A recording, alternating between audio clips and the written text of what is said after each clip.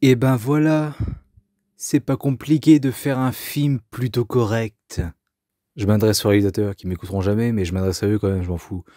Parce que putain, entre leur premier film, je crois, hein, enfin, en tout cas le premier film que j'ai vu de Waiting Nightmare ou Ready or Not, et Scream 5, putain, je me suis dit, mais quelle bande de deux connards, ces deux-là, franchement, ils font que de la merde, ils commencent à me casser les couilles, et surtout, bon, Waiting Nightmare, je m'en fous, c'est leur truc à eux, mais Scream, putain, ça c'est à moi, ça. C'est un petit peu à Wes Craven, mais c'est à moi, quoi, surtout. Donc d'où tu touches à une des sagas que j'adore, et puis tu fais de la merde. D'ailleurs, j'ai dû le revoir, parce que je me suis refait la saga avec ma copine, vu qu'elle voulait voir le 6, parce qu'il y a Jenna Ortega dedans. Donc du coup, je me suis refait la saga, et j'ai revu le 5, donc ouais, je l'ai acheté. Ouais. Qu'est-ce qu'on ferait pas par amour, hein. Bref, donc voilà, j'ai dû le racheter, donc le revoir. Ma chérie, tu me dois 35 euros. Et du coup, il m'a tellement encore plus énervé que, bah tiens, très prochainement, il y aura une critique un peu plus construite avec des images et tout du film, de pourquoi j'aime pas ce film et tout. Voilà, c'est pas de la merde, hein, mais franchement, on méritait tellement mieux. Et là, le 6, bon, j'ai quand même des petits défauts à lui retenir, pas mal de choses qui m'énervent, un peu dans la lignée du 5, mais franchement, c'est d'un meilleur acabit, je trouve. Et bon, j'aimerais bien que ça s'arrête là, mais évidemment, ça va pas se faire. Mais en tous les cas, celui-ci, bien qu'on pouvait avoir peur vu que Ghostface déménage à New York, non, celui-ci est plutôt très bon, correct. Voilà, il est bien, c'est tout. Pour passer un bon moment et tout, c'est bien. Ça nous chie pas à la gueule, nous, en tant que fans, ou tout simplement en tant que spectateurs, comme le 5. C'est respectable, c'est plutôt bien, et j'aurais préféré un 5 comme celui-ci plutôt que ce qu'on a eu. Donc ça, c'est pour la vie globale, je vais rentrer dans les détails. J'ai pas noté grand-chose, d'ailleurs, j'ai rien noté devant le film, c'est après en y repensant. Je viens tout juste de le voir, hein, c'était il y a même pas 2 heures.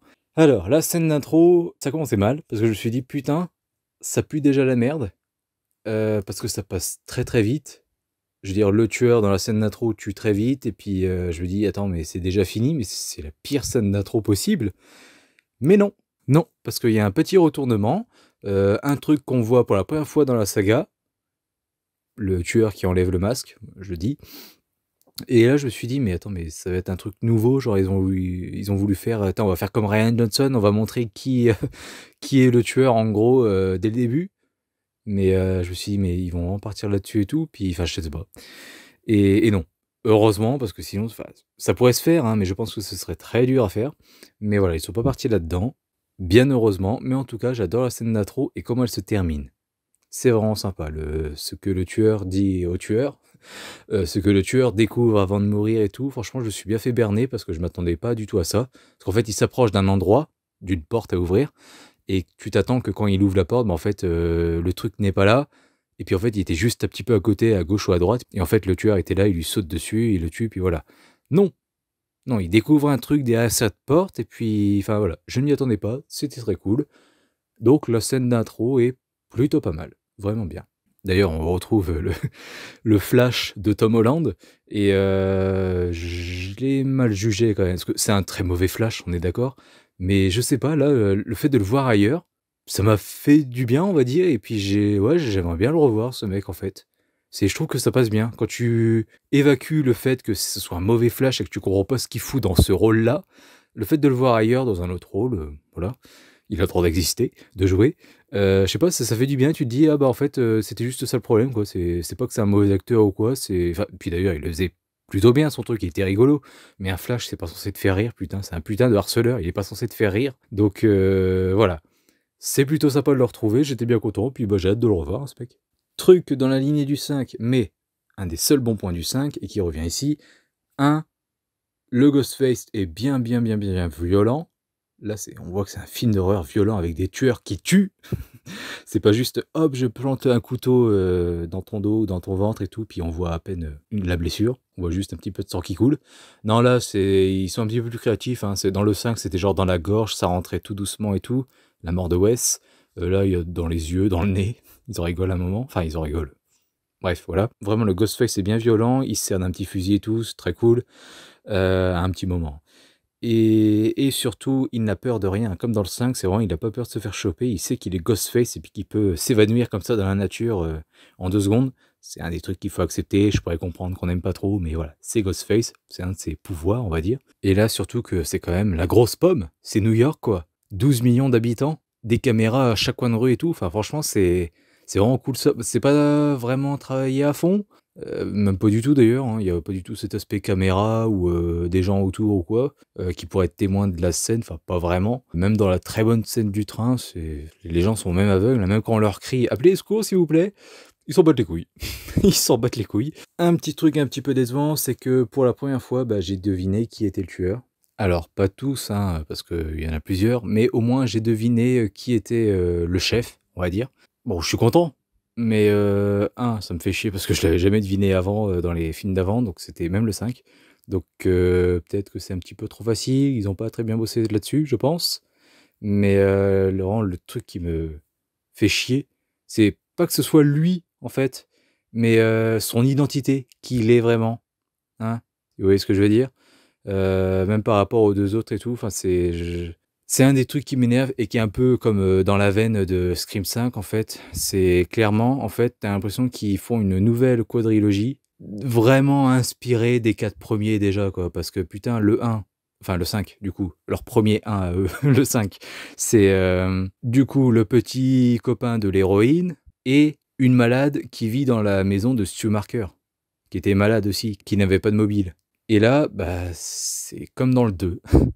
Voilà. Je pense que vous avez dit. Je suis sûr que là, si vous n'avez pas vu le 6 et que je vous dis juste, donc désolé, hein, mais si je vous dis juste, c'est comme dans le 2, bon, vous saurez pas qui c'est, les tueurs, mais vous saurez leur motivation.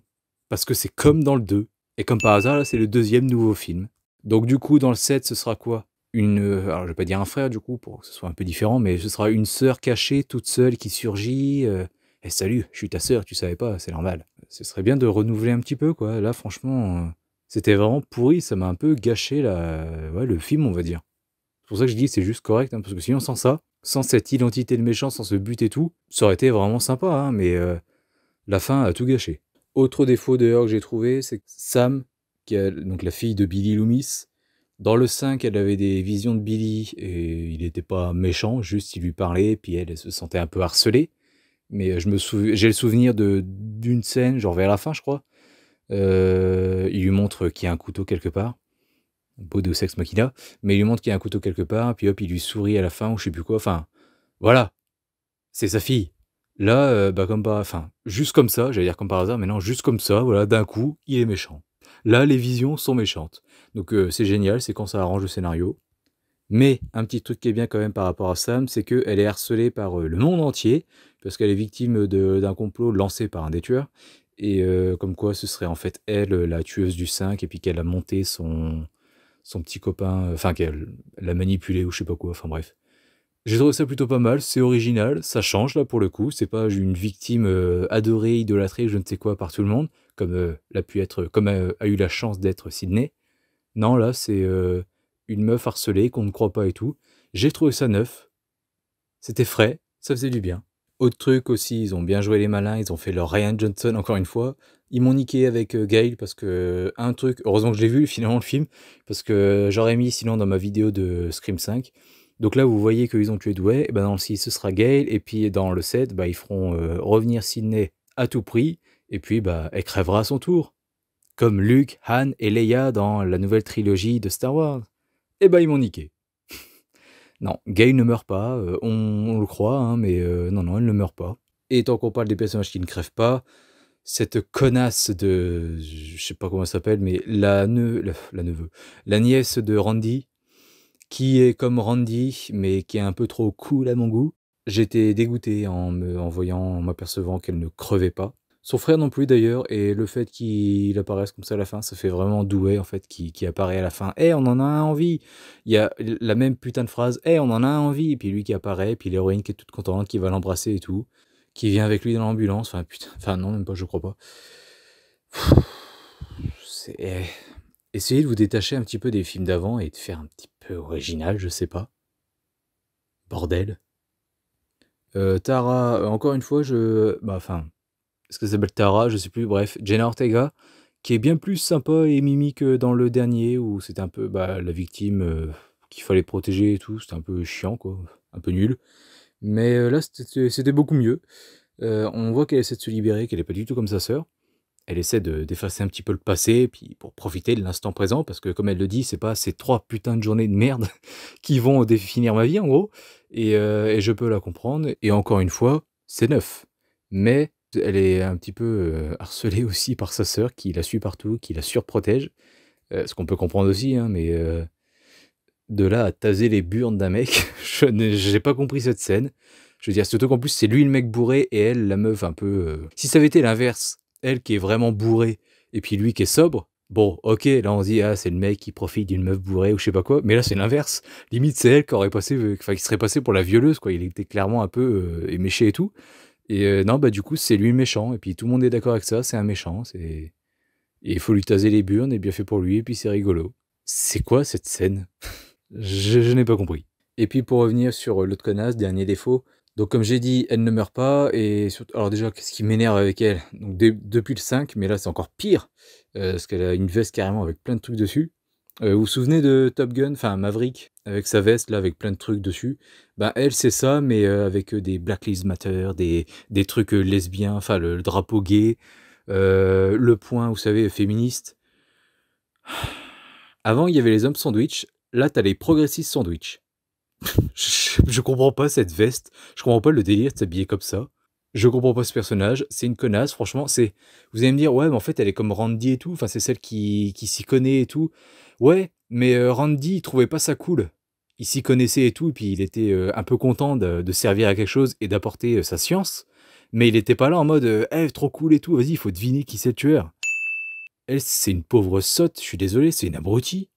Enfin, elle trouve ça drôle, hein, quand même. Donc je suis désolé, moi je peux pas m'attacher, je peux pas avoir peur pour elle, c'est qu'une connasse qui mérite de crever.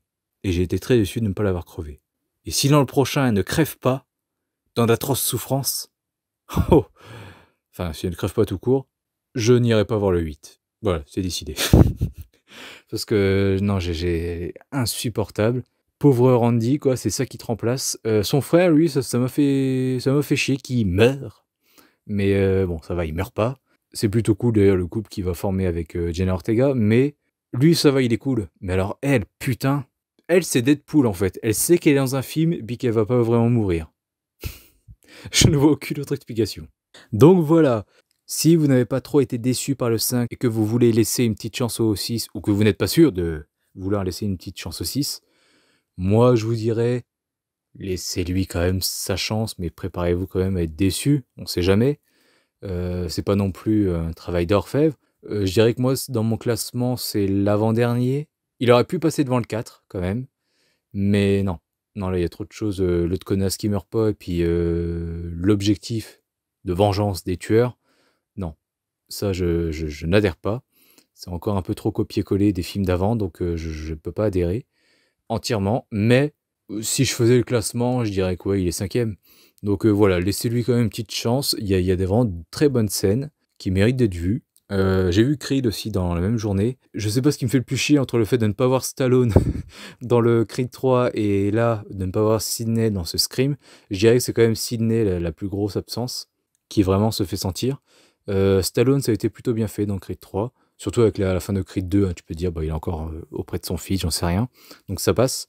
Mais là, ouais, ça fait vraiment un peu chier Sydney, surtout qu'en plus ils en parlent comme ça. Oui, Sydney t'offre son soutien. Voilà. Mais là, avec son mec et puis ses 2 filles, ils sont en sécurité. D'accord. D'accord. Ok. Bon, bah, s'ils sont en sécurité. C'est ça que j'adore, c'est qu'il y a eu 5 films avant où elles pouvaient pas se mettre en sécurité parce que le tueur la retrouvait toujours. Et puis bah là, non, elle est en sécurité. Mais bon, après, voilà. Les tueurs en ont après les nouvelles héroïnes, donc c'est cohérent, ça passe. Mais j'ai envie de dire non, parce que Sydney était là, en fait, dans le dernier, donc ils l'ont tué ensemble. Donc ouais, bon, ça passe, mais non, parce que du coup, pourquoi ils en ont après Gail? Parce qu'elle était là aussi. Donc voilà, je vais pas en dire plus, sinon je pourrais trouver plein d'autres exemples, enfin voilà. Mais donnez-lui une chance si vous voulez, vous pourrez passer un bon moment, peut-être que non. Moi, voilà, c'était sympa, bien meilleur que le 5. Et puis bah, je vous dis à très bientôt pour une prochaine critique sur Citizen Kane. Et n'hésitez pas à me donner votre avis en commentaire, surtout si vous n'êtes pas d'accord. Salut à tous.